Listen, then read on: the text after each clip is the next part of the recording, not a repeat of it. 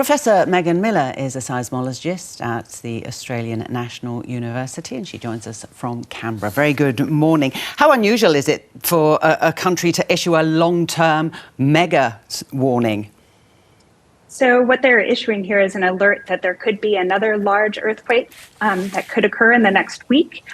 This is due to the fact that this earthquake that occurred last night may be a foreshock. So a foreshock is defined as an earthquake that occurs prior to another larger earthquake, and that larger earthquake is termed the main shock. And then there also always are aftershocks, the ones that occur after the largest main shock. So they are just giving an alert to indicate that there's a possibility of having another larger earthquake. OK, this one is near the Nankai Trough, as I mentioned before. Why is that significant?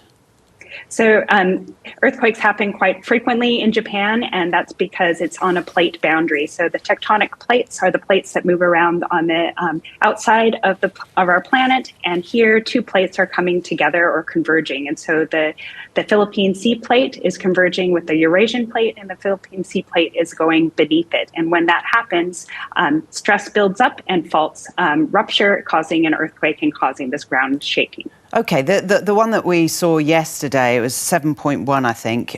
So quite big, but it didn't cause much damage, disruption. Is that because it was so deep or another reason? Yeah, that's the primary reason. So it was about 25 kilometers at depth. So the earthquake, the motion has to actually, the seismic waves that travel from 25 kilometers depth up to the surface, 25 kilometers is a pretty decent amount of distance to travel. And so the ground motion or amount of shaking that occurs is not as great as if it would be very, very near the surface. So, Professor, what sort of monitoring then is going on in Japan at the moment? Because as we all know, you can't predict an earthquake.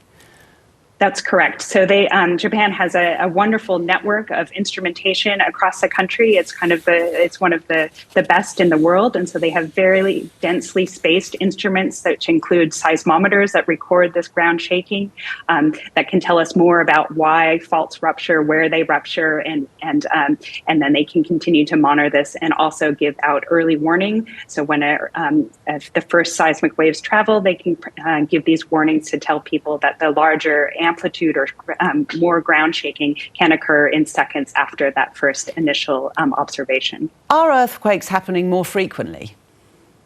No, certainly not. They occur all the time. There are usually hundreds of magnitude 6s occur each month, but they occur all over the world. So not necessarily near where it's highly populated, but we're in places like Japan where it's highly populated and more earthquakes occur because it's at a plate boundary. You get more attention or more people actually feeling them. So Japan has issued this warning of a potential threat. In terms of what they achieve by that, I mean, what is the aim of giving out that warning? Because you can't really prepare for an earthquake, can you? You can do preparedness, so you have earthquake kits at home. Japan is is a country that does a lot of mitigation and preparedness, so people will have the kind of things that they need at home, like water. They know how to evacuate and how to prepare for when a building shaking occurs. And so it gets people just basically on alert that this has the potential of happening. Yeah, OK. And in terms of Japan's preparedness over the decades, am I right in saying it has some of the best building standards and that sort of thing to be able to withhold big shocks? Yes, exactly. The building codes are quite rigorous, and then that's enforced from the government level, but also from the individual contractors and so on. And so they have some of the highest standards of buildings in the world. OK, well, let's hope it doesn't happen. Professor Meghan Miller, thank you very much for talking to us. Thank you for having me.